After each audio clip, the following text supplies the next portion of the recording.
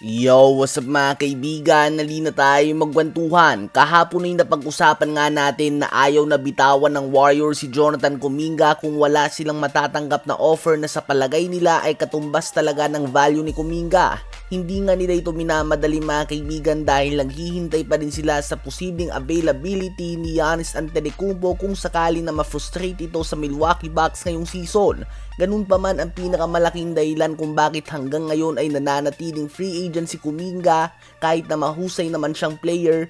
Ito nga ay dahil sa dami ng kanyang demands mga kaibigan. Ang dami niyang request o hinihingi sa team na lilipatan niya na tila ba ay multi-time All-Star o MVP na siya.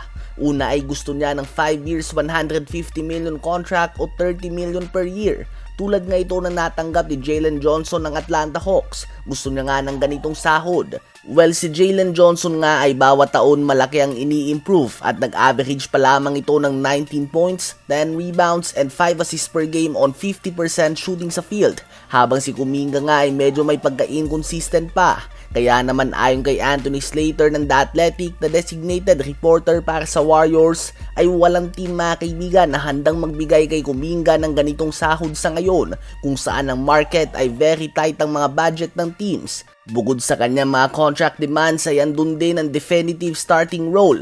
Gusto niya nga na maging consistent ang kanyang pwesto sa starting 5 at hindi tulad sa Warriors na kapag may injury ang isa ay doon lang siya magiging starter. Inaayos umano ni Steve Kerr ang mga gusot at sinasabi nito na malaking parte si Kuminga ng rotation next season at kailangan nila ng scoring nito lalo na sa mga gabing magpapahinga ang 37-year-old Steph Curry o kaya naman ang 35-year-old Jimmy Butler.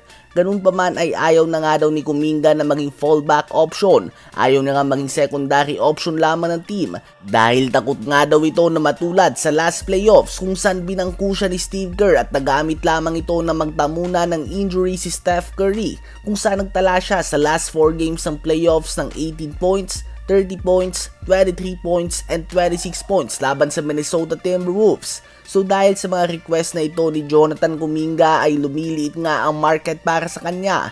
Nang sabihin niya na ang kanyang hiling na sahod ay $150 million ay bumagsak ang numero ng mga team na interesado sa kanya. Nang sabihin niya na gusto niya ng definitive starting role ay mas lalong kumonti nga ang team na interesado sa kanya.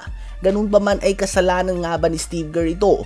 Ayon nga sa report ay takot si Kuminga na mabangko ulit ni Steve Kerr sa mga big moments kahit na maganda naman ang pinapakita niya. Habang si Kevon Looney naman ay umalis din nga sa Warriors dahil sa matchup kontra kay Steven Adams at Sengun sa first round ng playoffs ay binangko din siya ni Steve Kerr. Akala niya nga daw ay na-earn na niya ang tiwala nito matapos na magkampiyon sa Warriors. Posible nga ba nagkukulang si Steve Kerr as a coach sa communication sa kanyang mga role players kaya naman nawawalan nito ng interes na maglaro para sa kanya? Kayo ba mga kaibigan, ano ba masasabi nyo tungkol dito?